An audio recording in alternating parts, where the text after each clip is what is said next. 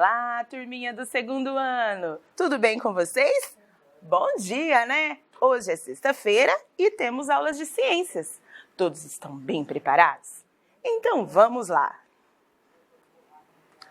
E na aula de hoje, nós vamos falar sobre a Mata Atlântica. Para isso, vamos precisar da nossa apostila de ciências na página 182. Lápis, borracha e lápis de cor. Material organizado, vamos começar. Lá na página 182, módulo 18, vamos falar sobre a Mata Atlântica. E olha só a imagem que aparece na apostila de vocês. Vamos fazer a leitura do diálogo, turminha. Mãe, já sabemos aonde queremos ir nas próximas férias.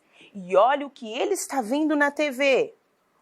Uma imagem da Mata Atlântica, mais exatamente o Parque Serra do Mar, que fica próximo da cidade de Ubatuba. Isso mesmo, no nosso litoral paulista. E será que vocês também vão querer conhecer um local assim? Olha que local bonito, hein? Quem não vai gostar de passear num local desta forma? Vamos ver agora as questões. Vamos continuar a nossa viagem pelos ambientes naturais do Brasil. Lembra da aula passada, quando nós conhecemos a floresta amazônica? Agora, vamos conhecer a Mata Atlântica, que é um outro ambiente natural e muito importante para a nossa sobrevivência e para a vida. Número 1. Por que você acha que este ambiente natural se chama Mata Atlântica? Olha que nome interessante. Vocês já ouviram falar em algum outro lugar que lembra esse nome aqui? Atlântica? Ou algo parecido? Quem se lembrou do nosso Oceano Atlântico se lembrou bem, pois a nossa Mata Atlântica está diretamente ligado ao nosso Oceano Atlântico. Eles ficam ali, ó, bem pertinhos, e é por isso que se chama Mata Atlântica. Essa região possui bastante umidade. Você acha que isso contribui para o desenvolvimento das plantas? As plantas precisam de umidade, pessoal? Com certeza, isso contribui sim. E a Mata Atlântica, assim como lá na Floresta Amazônica, também possui uma infinidade de flora e de fauna. Vamos agora conhecer um pouquinho mais desse ambiente?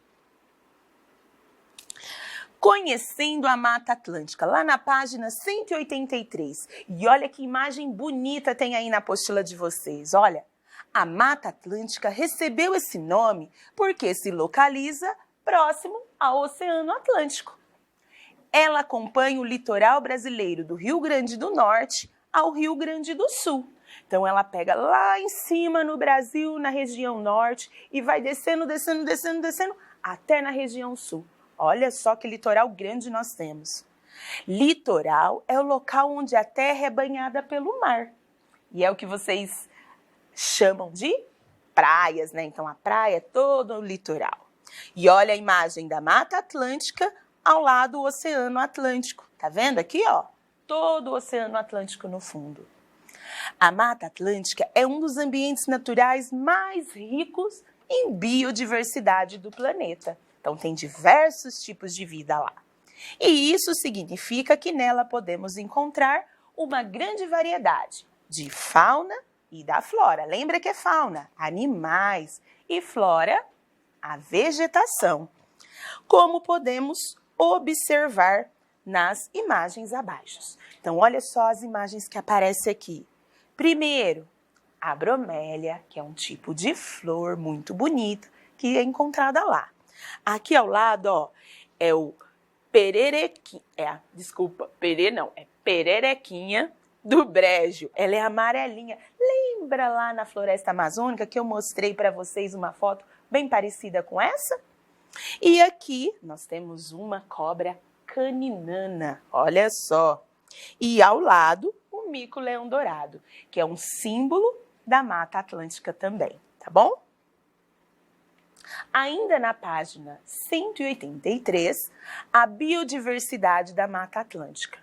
Quando a vida selvagem de ambientes naturais é mostrada, Geralmente imaginamos paisagens com grandes animais, mas a riqueza da biodiversidade de um lugar está justamente na quantidade de seres que podem existir em um único ponto, como um brejo ou uma árvore. Então, a biodiversidade não se refere a todo local, e sim num local apenas. Então, se a gente parar para ver, por exemplo, uma árvore na Mata Atlântica, o quanto vai ter de animais, o quanto vai ter de flora nesse local. É isso que define a biodiversidade do local, tá?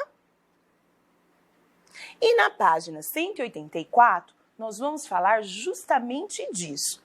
Observe a ilustração com a distribuição de espécies de seres vivos que podem utilizar uma árvore como abrigo, moradia ou alimento na Mata Atlântica.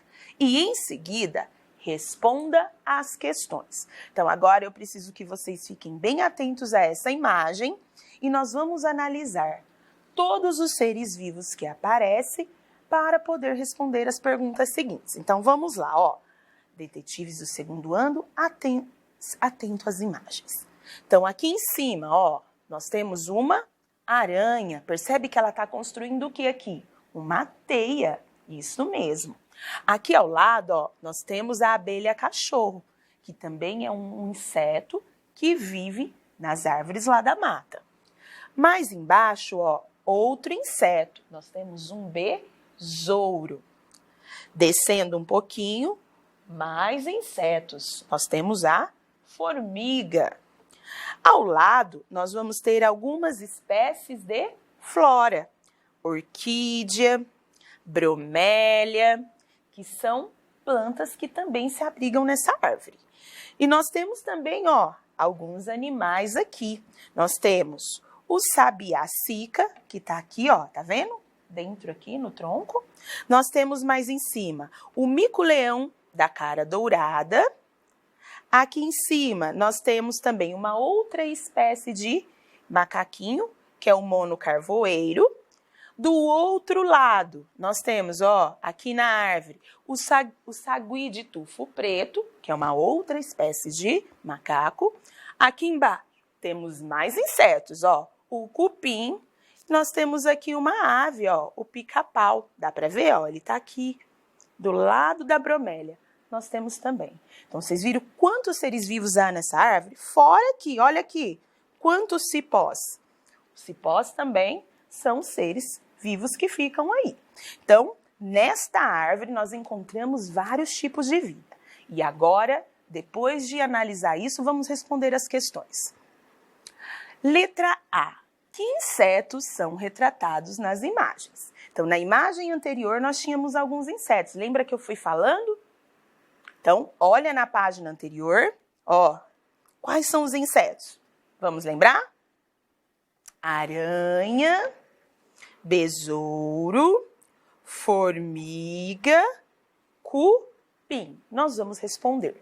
Então, eu esqueci da abelha, vamos ver. Cadê a abelha que a professora não tinha visto? Ela deve estar escondida no desenho. Aqui, a abelha cachorro, eu falei dela, né, na primeira parte. E a abelha. Então, ó, a abelha, a formiga, o cupim e o besouro. Anotem aí. Todos os insetos. Pronto? Se não der, depois vocês pausam. Quantas espécies de macaco há na imagem? Lembra que eu falei para vocês? Ó, essa é uma espécie, essa é outra espécie e assim por diante? Vamos ver? Quem lembrou? Estão retratadas 3 espécies, então vocês vão colocar o nome dessas espécies. O mono-carvoeiro, que é uma espécie, o mico-leão de cara dourada e o sagui de tufo preto. A resposta é um pouco grande, então depois vai ter que pegar o arquivo lá no WhatsApp para anotar tudo, tá bom? E quantas espécies de ave? Nós já vimos que tinha inseto, aqui algumas espécies de macaco e as aves. Lembra que eu falei que tinha um lá embaixo? E aí, quantos são? Pensaram? Olha aí na imagem e vê se acerta. São 2 espécies. Nós temos o pica-pau e e nós temos o sabiá-sica. Lembra? O sabiá-sica estava lá dentro do tronco e o pica-pau em cima de uma parte do tronco da árvore, ali no galho. Então, nós temos duas espécies, tudo bem? E depois, na letra D, quais são as espécies da flora que vivem apoiadas ou crescem no tronco da árvore? Então, nós também tivemos algumas espécies ali. Lembram? Eu falei de algumas flores, de algo que fica lá pendurado. Vamos ver? Eu falei das bromélias, orquídeas e os cipós. Muito bem. Então, anotem aí bem bonito.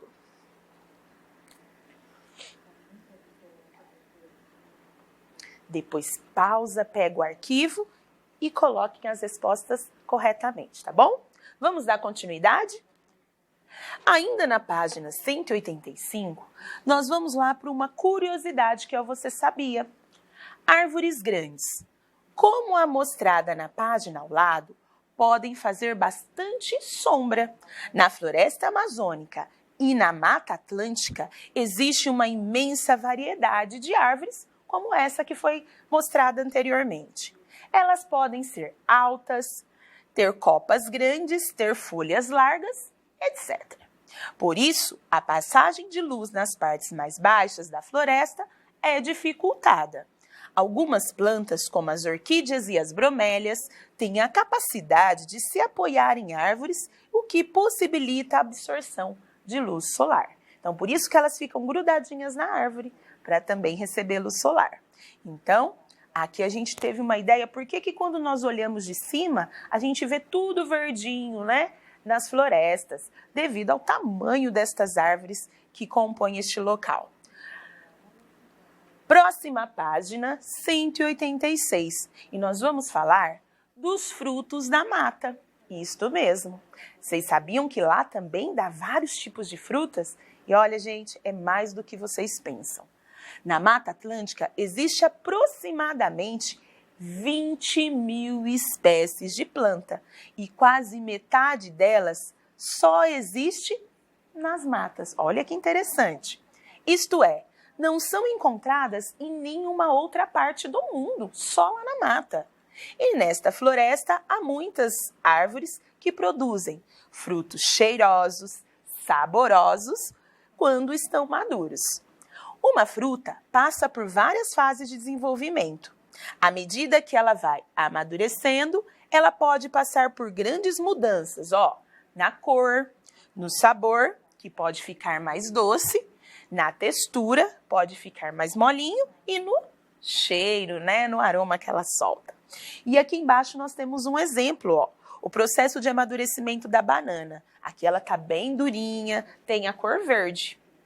Na parte seguinte, quando ela começa o processo de amadurecimento, ela já vai mudando a cor, vai ficando amarelada e já não está tão firme como antes, até estar totalmente madura, que é quando ela fica bem amarelinha e aí ela fica um pouco mais molinha do que no início, quando está verde. E aqui já está pronta para ser consumida, tá ok? Ainda na página 186, nós vamos continuar falando de frutos.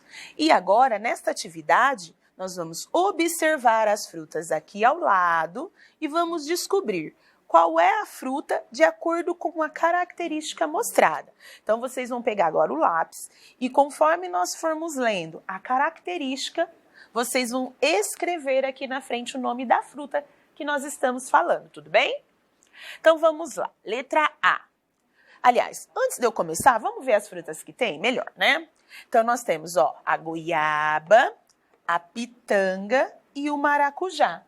Olha bem na imagem para ver as características que tem cada uma. Aqui é mais molinha, as cores que elas têm, para a gente poder responder corretamente. Agora sim, letra A. Os frutos geralmente são arredondados, com casca de coloração entre verde e amarela. A polpa contém muitas sementes pretas, então olha bem, envolvidas em uma massa gelatinosa, meio mole, lembra uma gelatina. Então, quem tem sementes preta, a casca pode ser tanto amarela quanto verde e fica no meio de uma gelatina. Tá bem fácil essa, né, pessoal? Olha só. Quem que tá aqui? O maracujá. Muito bem. Então, na letra A, vocês vão escrever maracujá, que é a primeira fruta que aparece aqui. Agora, na letra B, vamos lá? Os frutos têm coloração amarela quando maduros. Então, quando estão maduros. A polpa que pode ser branca ou vermelha, contém muitas sementes duras e pequenas. Quem que pode ser então, hein?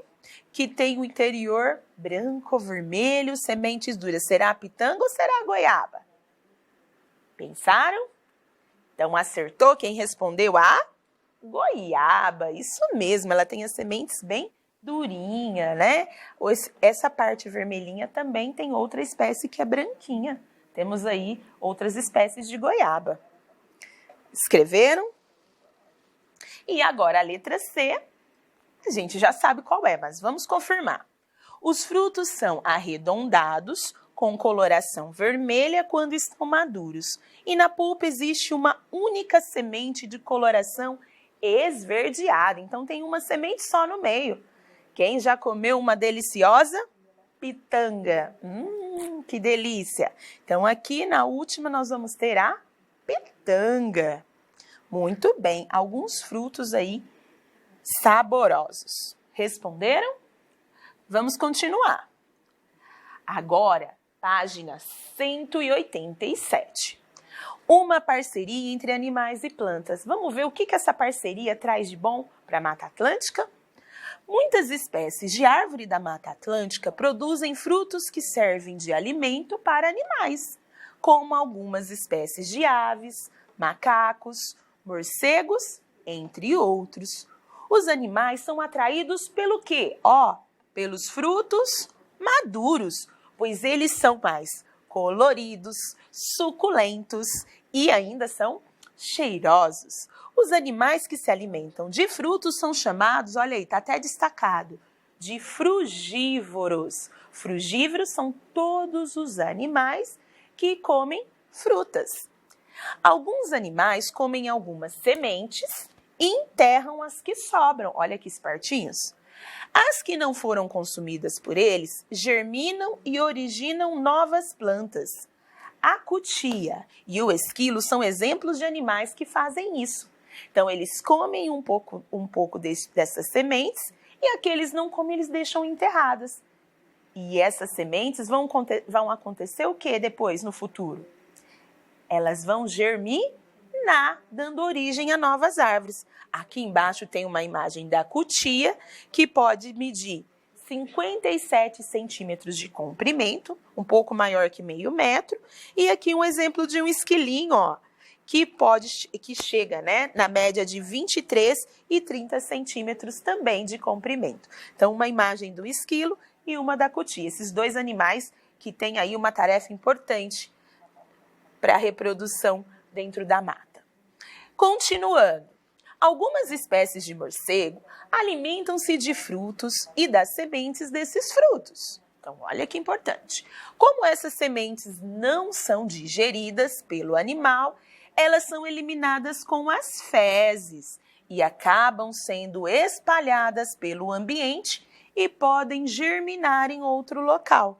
Então, aqui nós temos uma imagem na apostila, aí na 187, de um morcego. As sementinhas que eles vão comendo, aí depois sai pelas fezes, e essas fezes que ficam espalhadas por toda a mata vão futuramente se transformar em novas árvores. Isso mesmo. E nesta atividade, responda. Então, nós agora vimos um texto falando sobre a parceria desses animais e da mata. Olha só. Opa, tem uma resposta aqui. Vocês não podem ver. Tá? Já está aqui, né? Não tem jeito. Então, vamos lá. Como os animais frugívoros são atraídos para as árvores frutíferas? Como? Lembra que eu falei? Eles sentem o quê? O que tem lá na mata que chama a atenção deles? São os frutos maduros. Lembra? Quando ele está maduro, ele tem uma cor bem mais vistosa, ele tem um cheiro gostoso e eles são suculentos. E isso atrai esses animais. Na letra B, quando o animal frugívoro come um fruto e as sementes, o que pode acontecer com essas sementes? Ah, essa também é fácil, hein? Lembra da cutia, do esquilo, dos morcegos? O que acontecia com as sementes, então? Lembraram? A professora acabou de falar. A semente sai com as fezes e pode germinar em outro local, dando origem a novas plantas. Lembra? Ele come, depois essa sementinha fica nas fezes e dali vai surgir novas plantinhas que vão estar espalhadas por toda a mata. E a letra C? Por que podemos dizer que existe uma parceria entre as plantas e os animais? O que é parceria, hein? Um ajuda o outro, um colabora com o outro, então existe uma colaboração entre eles. Olha só, hoje é sexta-feira, vou dar de colher de chá. Porque o animal, ele obtém energia ao se alimentar dos frutos e a planta pode gerar um descendente em outro local. Então, o animal depende desse fruto e a floresta, para ela se manter viva, ela depende que sempre surjam novas plantas, né? E assim foi. Pega o arquivo depois, coloca a resposta completinha, tá bom? Na página 188, nós vamos falar agora, é uma leitura bem interessante desta árvore, chamada araucária. E nós já estamos terminando, então prestem bem atenção. A árvore araucária, também conhecida como pinheiro do Paraná, é a árvore símbolo do estado do Paraná, mas também está presente em outros estados da região sul e nas áreas serranas, nas serras de São Paulo, Rio de Janeiro e Minas Gerais. Aqui embaixo tem uma imagem mostrando as araucárias, lá no Rio Grande do Sul. Gente, que árvore interessante. Vocês vão ver agora. Olha só. Aqui na página 189, nós vamos ver o processo de desenvolvimento dessa árvore. Então, olha aqui, acompanha com a professora. De 2 anos a 10 anos, o que acontece? Ela cresce cerca de 1 metro por ano até os 20 anos. Então, 20 anos, ela vai estar com cerca de 20 metros de altura. Depois, dos 10 aos 20 anos, né? Tudo isso vai crescer. E quando ela chega de 20 a 30 anos? Quando ela completa 20 anos, ela passa a crescer 2 metros por ano. Então, 20 anos, ela vai crescer mais 40 metros em média.